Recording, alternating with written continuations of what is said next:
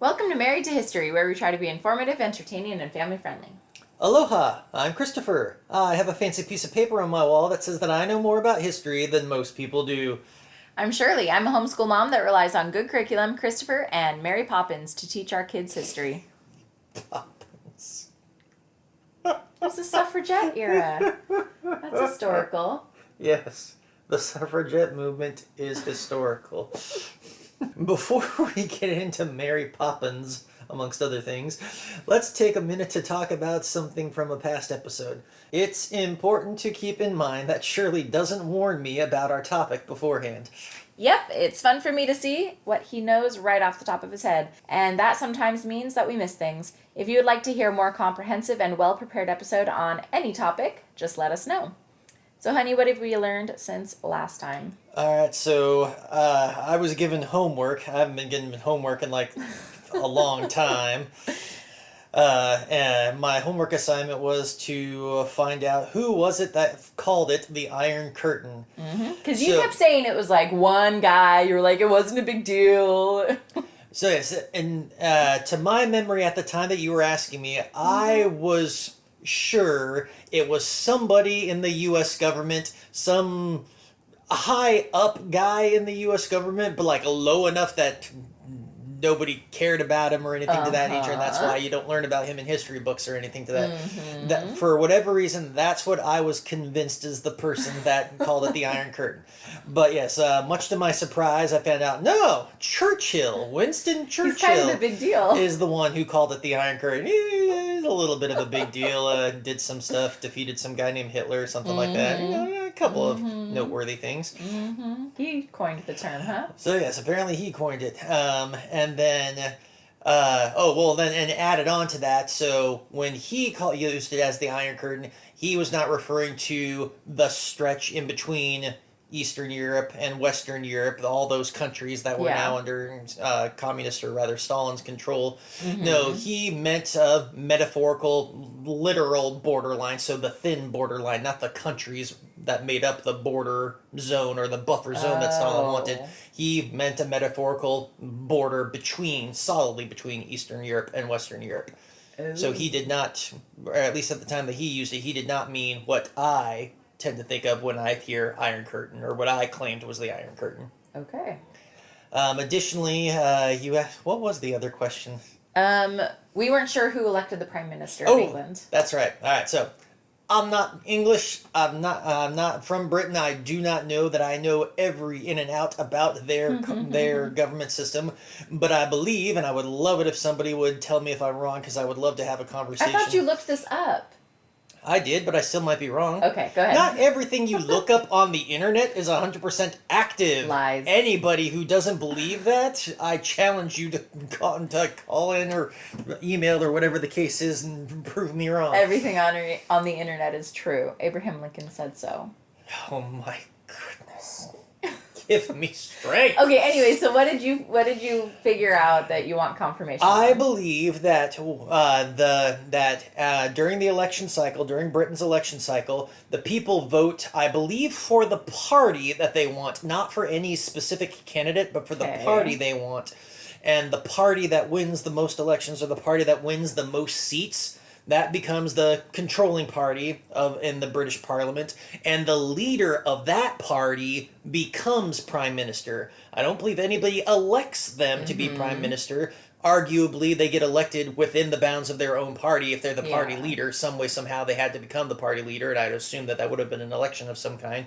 But whatever that case is, I believe that the elections are held. Whichever party has the majority of seats, that party's leader becomes Prime Minister. And then the Prime Minister is basically running the country, but this is where the British get away with calling themselves a constitutional monarchy. The Prime Minister doesn't just take over. He goes to the Queen, and the King now, and if I'm understanding it correctly, the King asks the Prime Minister-elect to form a government in his name. I think we said it the other way around. Okay, one way or the other, the king asks and permission is given to the prime minister to run the country in the king's name. That's where they It's get all away with ceremony. saying that, yes, it's still a monarchy. The king's still in charge because Yeah. the prime minister can only do everything because the king allowed it. Right. But yes, I don't believe that. We probably talked about this last time. I don't think there's ever been a condition where the king or queen has said, no, not you. That and would be anything, interesting. anything happened. Though who knows? We have a new king, Yeah. they We. have a new king. So who knows what the future will hold for the British monarchy? I am among those that say that while it's an interesting story, I stopped truly caring about what goes on in the British monarchy some 240 or so. No, we're about 250 years ago. Good for you. All right. What is I it that have a Ron couple- Swanson said? Everything that happened before July 4th, 1776 was a mistake. Yeah, he says something like that. Like Yeah. history began 1776. Yeah, well, I don't agree with that part. All right, I had a couple things that I wanted to bring up too. So in episode 13, you had asked me how far or what my highest college degree was, and I acted embarrassed and hesitant to say that it was only an AA. So Why I would wanted you be to embarrassed about that Exactly. sort of thing? There are plenty of people that have not achieved even that heights, and plenty below it. And that's why I want to bring it up, because we were feeling silly, of course, and everything, but I want to make it clear.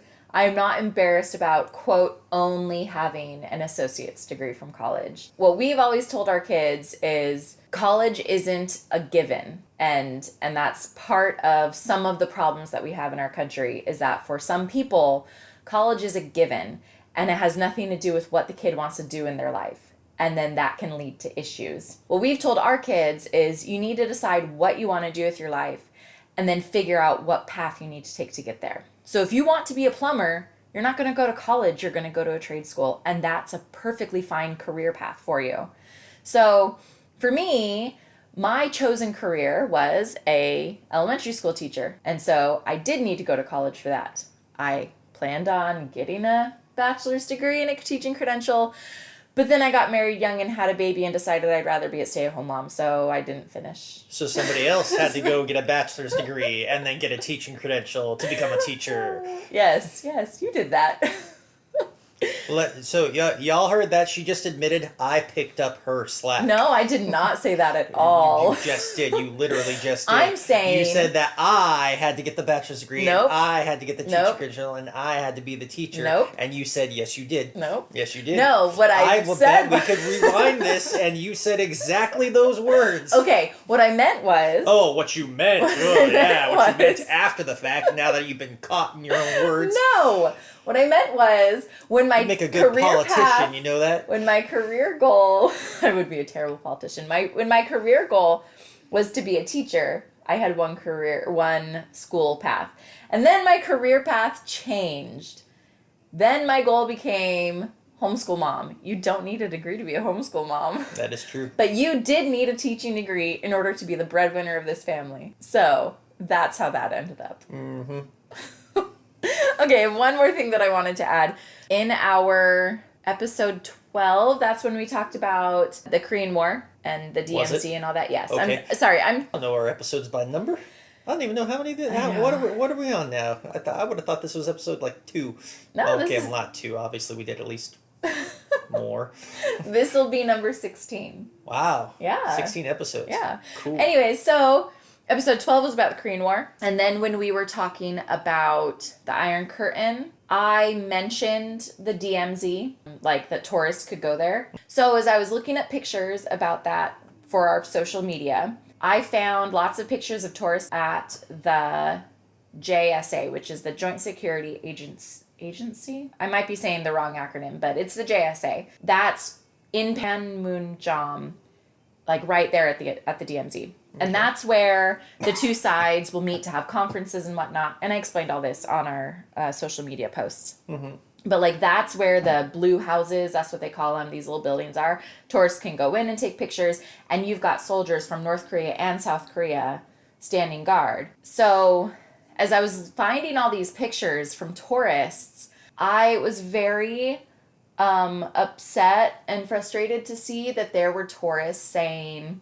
that, you know, I visited the DMZ now as a tourist from the South Korea side and the North Korea side. And especially this one tourist, his opinion was that North Korea was much more chill and nice and fun, and that clearly all of the propaganda that the West says about how awful North Korea is a lie. Why did that bother you? That bothered me because I can't believe that there are people in the world that fall for the stupidity of the North Korean propaganda. North Korea goes to such lengths to try and show the world, hey, things aren't as bad as people say they are. Our people aren't dying of starvation, but they are. But there's some people who are falling for the lies and the pageantry that they put out into the world. I wasn't expecting to read a random tourist review on TripAdvisor of some guy falling for it. Perhaps that was his legitimate observation. No, it is, but for him to conclude that North Korea is not so bad, you guys, that was really depressing. So I want to be clear. I agree with you. I think everything that you just said was right, and yes, I do believe that there's no way, shape, or form in which the North Korean people are truly happy, or in any level of prosperity. One of my favorite things to do is I like to look at the satellite photos of the Korean Peninsula at night, and you can see there's China all big and lit up to the north. Yep. You can see there's South Korea all big and lit up to the south, Yep. and then in between them there's just this black void with like one bright dot in it. So yeah, that to my best of my knowledge, that's their capital city. Yeah. And yeah, so. But if some people observe that and think that's better, there are some people that think that things that you and I know are bad, know are awful, know are wrong. Some people that are some things that our listeners, their diverse ideas about the world and politics and culture and whatever the case might be. What's good for some person is not always going to be the good thing for the next person. So is this guy? My whole point is that I can't say that this guy is falling for something. Perhaps he legitimately believes that whatever the North Koreans were doing was better. Since I haven't been to North Korea or South Korea, I'm hesitant to say that anybody's observations are patently false. Well, what I'm saying is this guy was taking his observations of a thing that was clearly orchestrated to give him the impression that North Korea is great, instead of taking in the evidence of all the ways that North Korea isn't great to its citizenry. Okay. And so he was generalizing this one orchestrated experience into everything must be great. Okay, and that's fair, because I have heard other people say similar things. I remember listening to one person's account of the feast that they were invited to, and it was just absolutely gargantuan amounts of food, when, yes, everything that we tend to know, or most of the information that comes out suggests that the people are starving. Yeah. Or at least that they don't have enough food. Yeah, so... Right. So it's anyways, it's fair.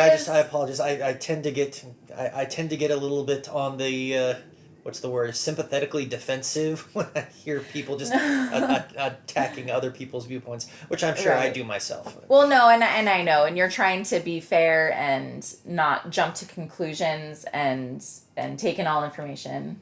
But yeah, I think it's fair to say that North Korea is a big propaganda machine, and it's sad when people fall for it. I will agree with that statement then. Okay. Cool. Okay, so that's all I had. So now let's get into our main topic. I have a history question for you. I love history questions. Give it to me. Okay, actually this is Cortis's question. Didn't we already do one of his? No, that was Tertius. Oh, okay. Okay, so the 10-year-old said, "What are third world countries? Are they from another world?" I think he's imagining like different planets. So third world countries must not be on Earth or from Earth. All right. Well, this is a good one. I love this one. All right. So third world countries. Third world countries do not today mean the thing that people tend to use them for. People have this idea of what third world countries are, and when they say that today, they tend to mean poorer countries that aren't up on the latest industrial, technological, whatever the case might be.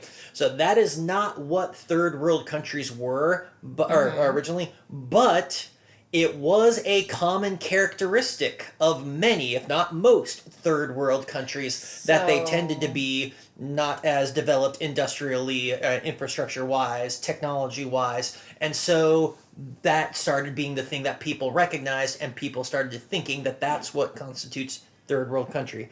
But believe it or not, Third world country actually goes back to what we were talking about with the Iron Curtain, per se. Okay. So during the Cold War era, there was now I don't remember who, because Americans or people in the West probably came up with this idea.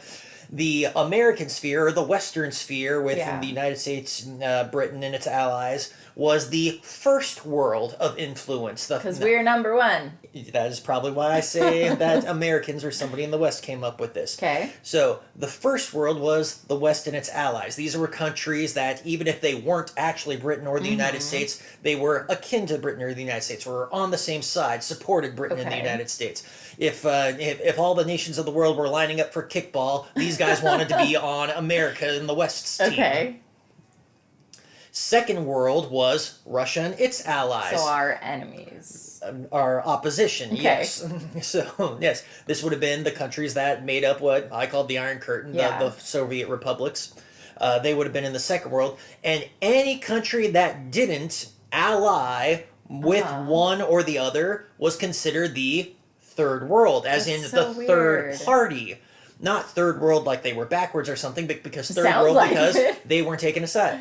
Like, to compare to what we talk about in the United States often Yeah. enough, we have a two-party system in the United States. You're either a Democrat or you're a Republican.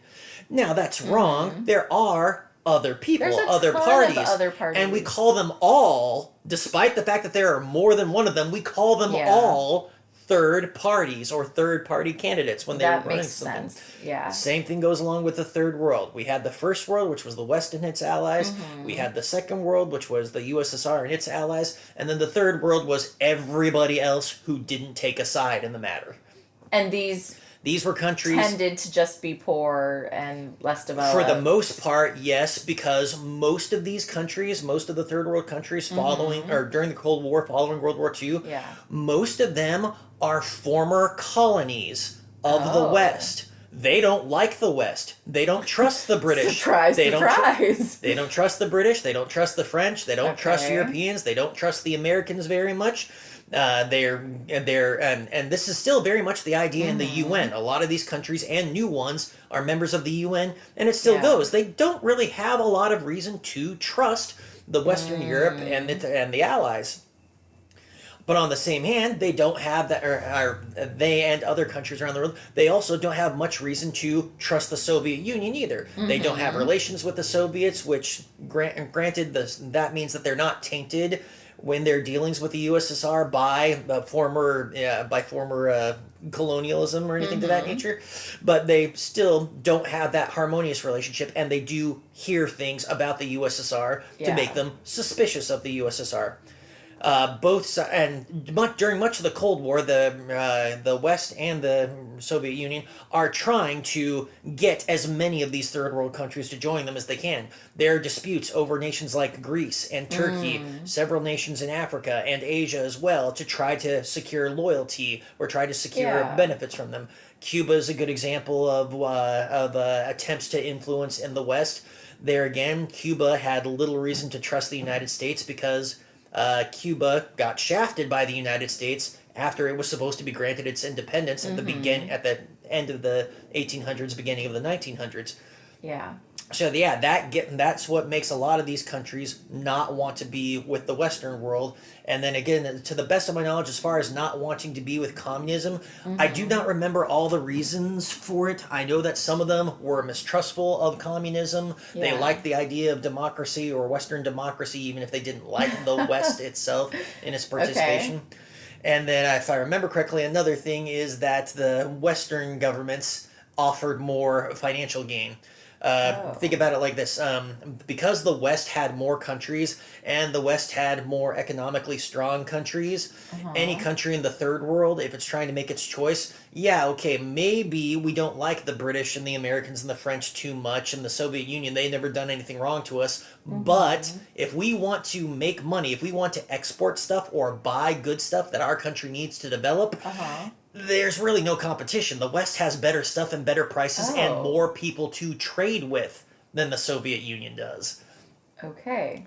So I don't remember every third world nation off the top of my head, but I know some of the biggies. India was probably one of the biggest ones. Brazil That's would the have been one that another one. surprised me. When we've talked about this before, you and I, you've said India is a third world country, or was a third world country, but you meant it in this way, Yeah. where they weren't an ally of either side in this conflict. And I think I just said Brazil was one, but I'd have to take that back. I don't know for sure. Off the top of my head, India is the largest, the most influential, powerful, whatever you want to call it, Yeah. one that I can think of that I know was third world. Yeah, it did not take a side. I had things gone into war. I would hope, I would believe that they would have taken the side of the Western world, but I can't swear to that because India has, again, some of those things that we just talked about. India has reasons not to like the USSR, the US or communism, because USSR and China are on its borders, and they are very expansionist minded. And the Indian people, and I believe this was true of the Pakistani people as well. Okay.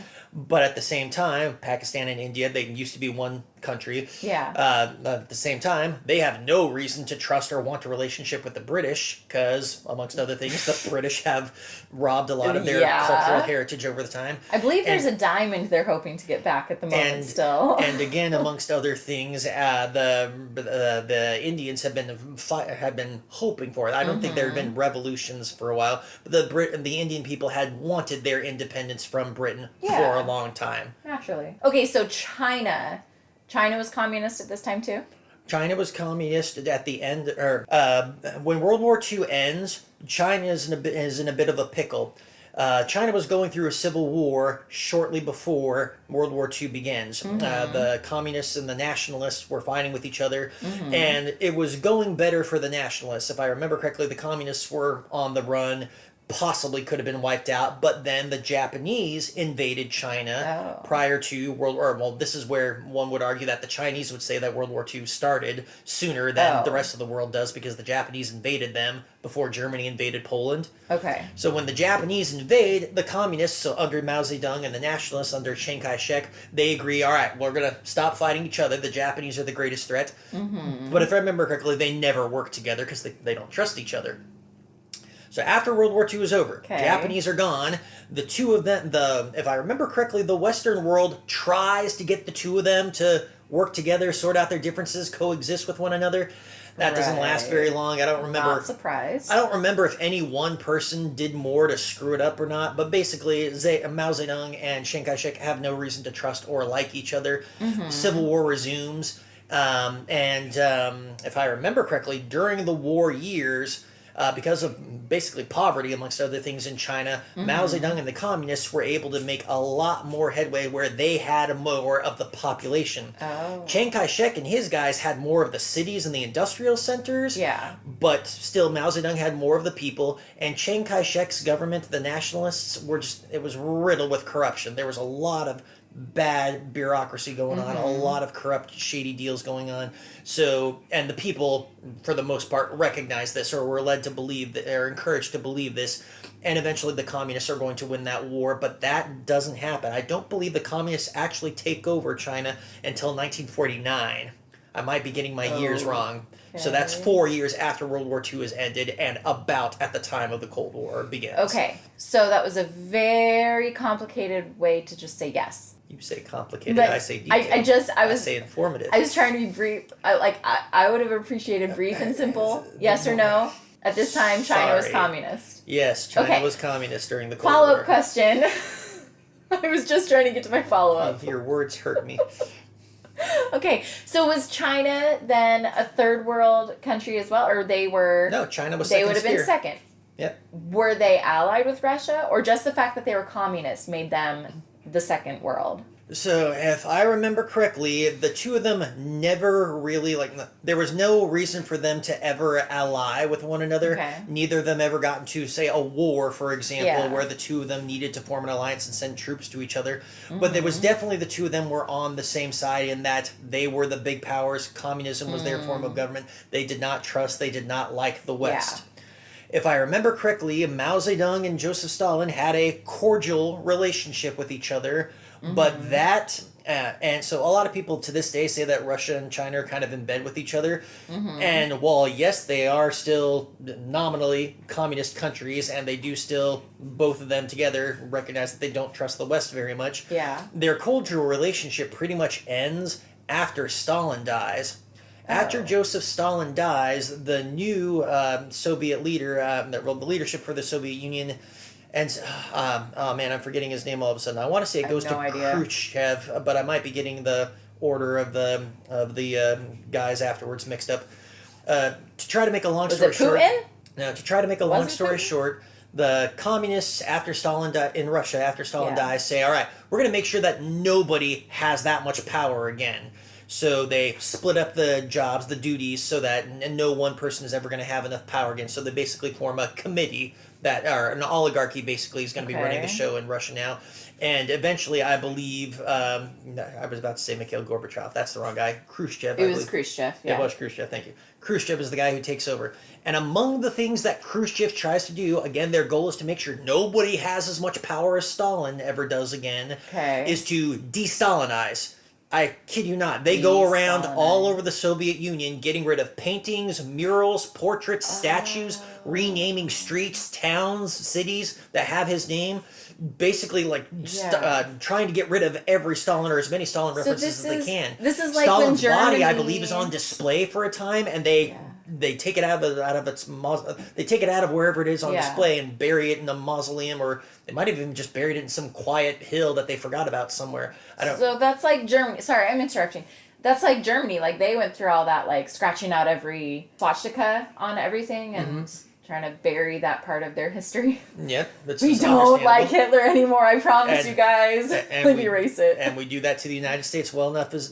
So there's still a lot of push for getting rid of a lot of the Confederate monuments that are left over from the Civil War. It's like the same idea. And there's a purge going on, I would say, or I shouldn't call it a purge. There are attempts to purge members of the Founding Fathers and other Americans that have had significant roles in our own history, but because of some unsavory things they did, slavery being, I think, the most widely outspoken of them, people want to get rid of those people and all their murals, anything that's been named after them. So this happens in history. It's just interesting to me because, like, you can see that even way back into, like, ancient Egypt and stuff, like murals where a leader's face has been scratched out by the guy who came after him. Yeah, the controlling history has been an important weapon since as far back as we know history records.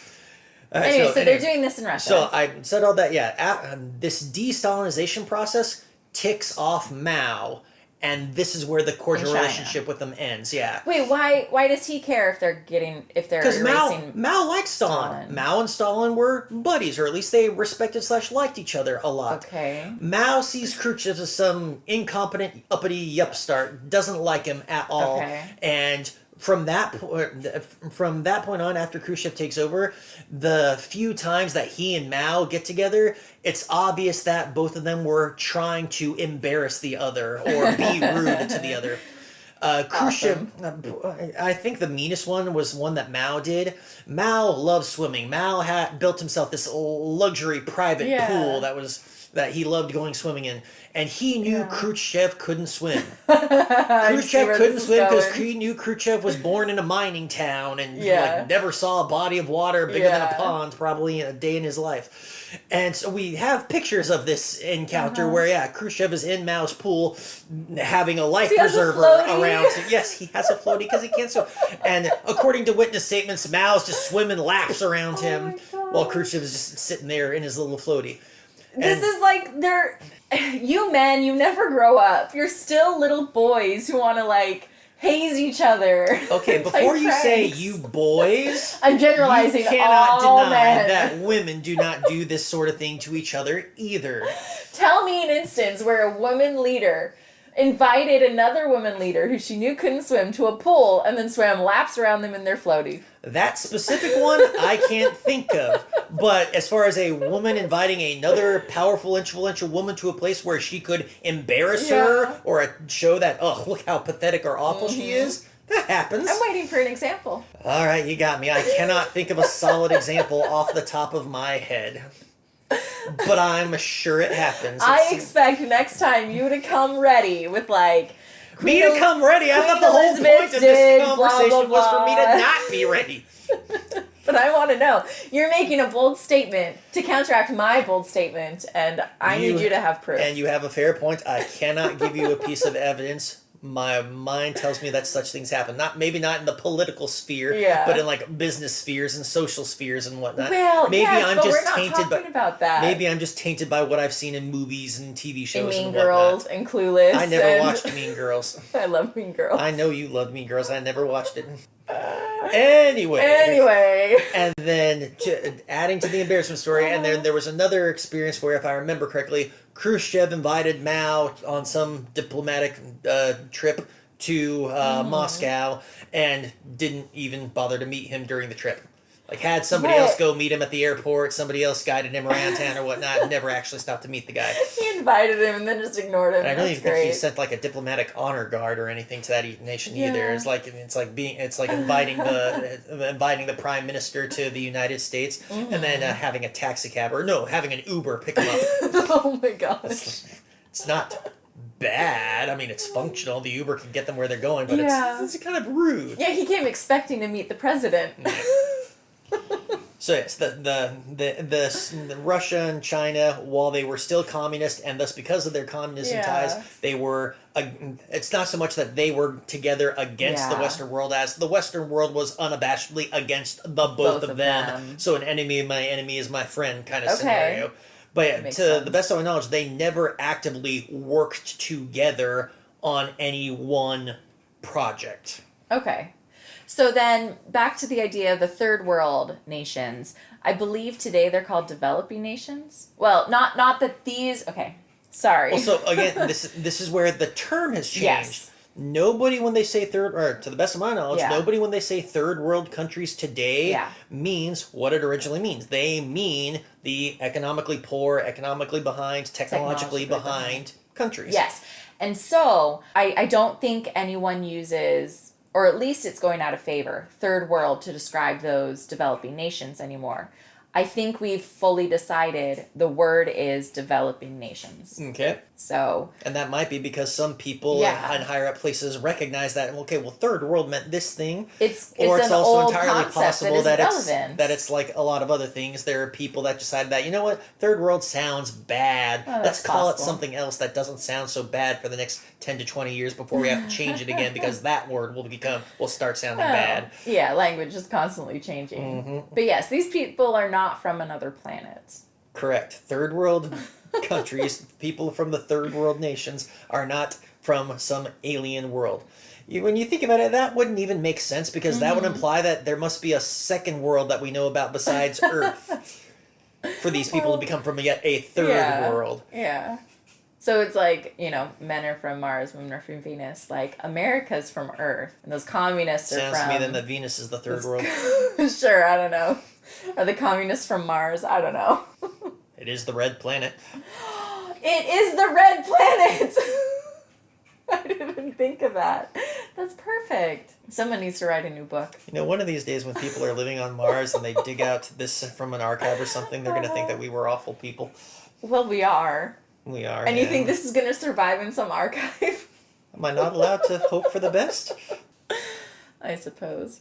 Okay, do you have anything else to tell me about third world countries, developing countries, communism, anything else that I need to know? That you need to know? Yes, there's lots that you need to know, but we don't have the years for that. That's the wrong question because I needed to know if China was communist. Okay, so and you went off on this long explanation that I didn't need. So I want to be clear. So granted, I am not terribly adept at what China is doing today. The last time that I checked, China, though still nominally calling itself a communist, the Communist Party is still in charge. But they're called the Republic of China or something? Well, they called themselves that back when they were 100% adamantly communist. Yeah. Okay. So if I remember correctly, Taiwan has forever referred to itself as the People's Republic of China. Or no, Taiwan calls itself the Republic of China, and China mainland has called itself the People's Republic of China. Oh. Both maintain that they are, to the best of my knowledge, both maintain to this day that they are the legitimate government of China.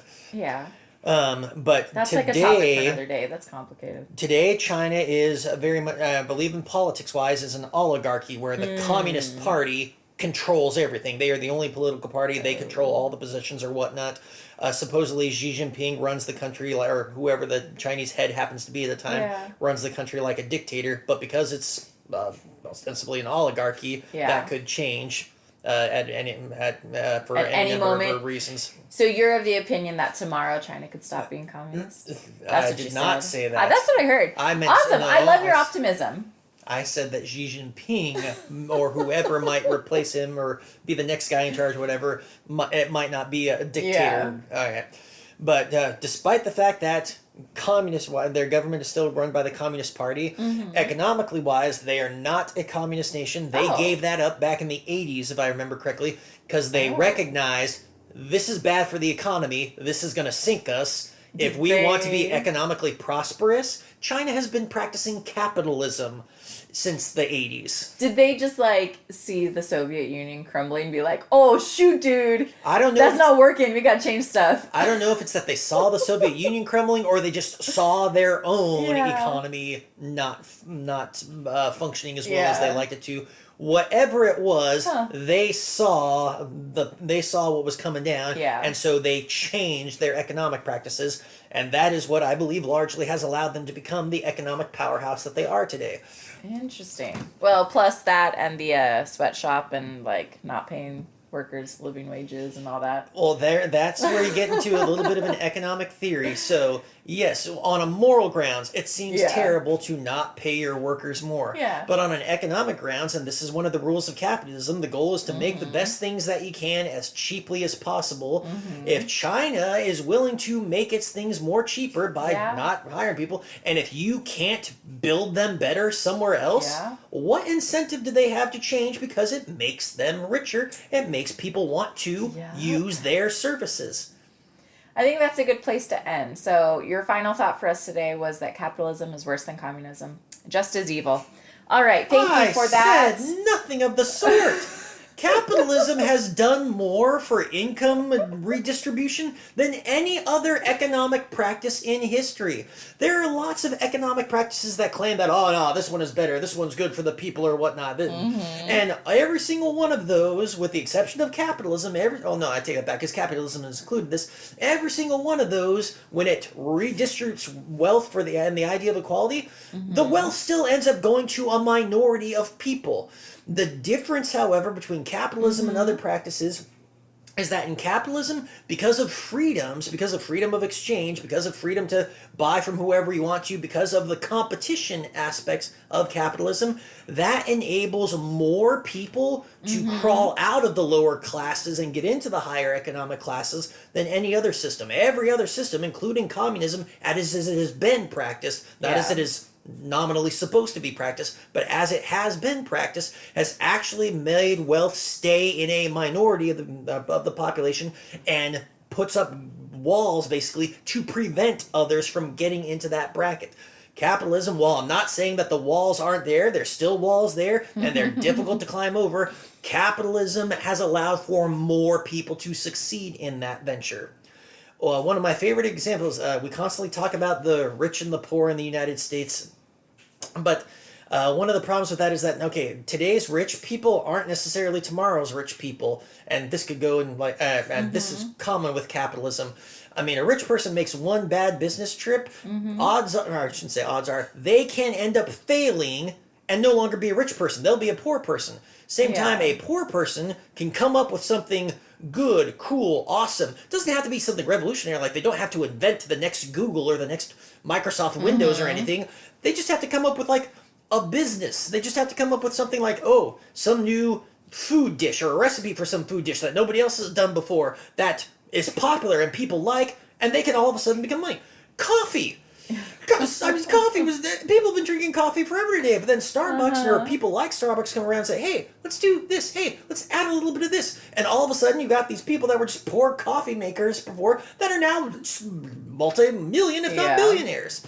Okay, I really wasn't trying to make a like the lesson on how capitalism works and its successes and its pitfalls is so complicated. I wasn't intending to be a big episode. Be careful what cans you open.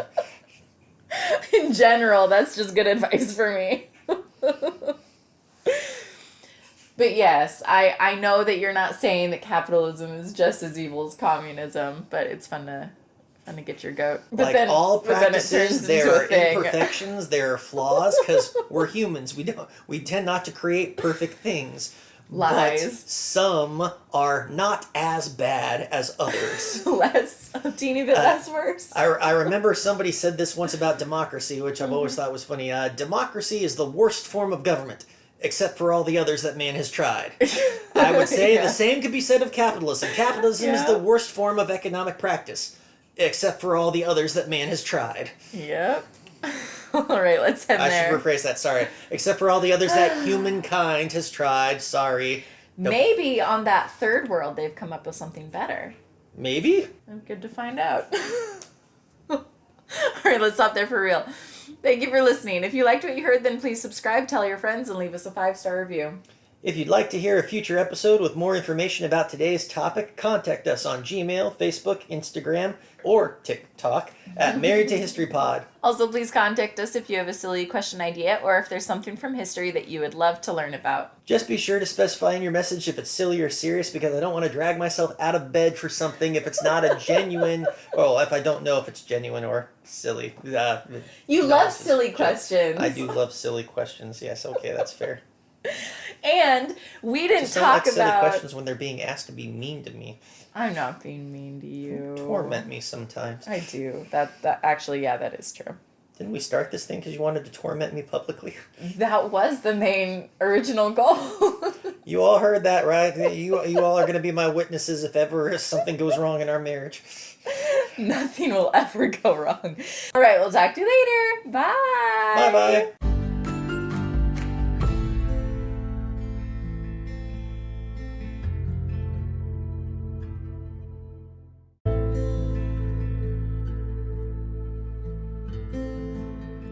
All right, you have your corrections prepared? What corrections?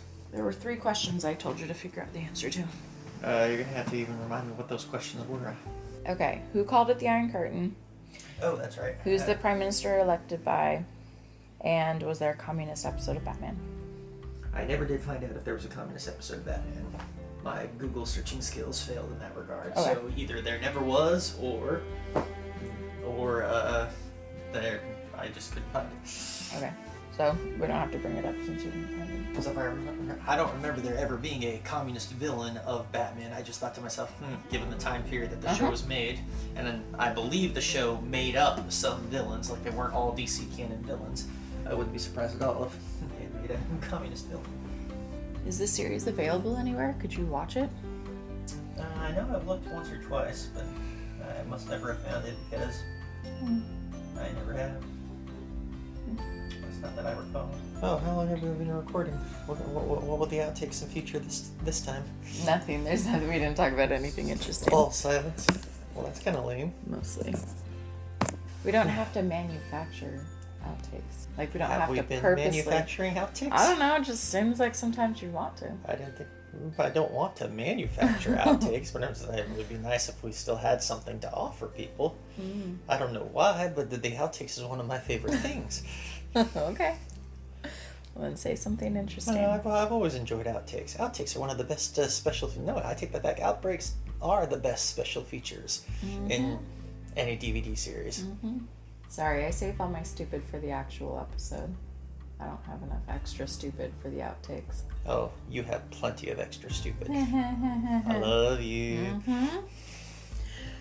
Okay, let's do this.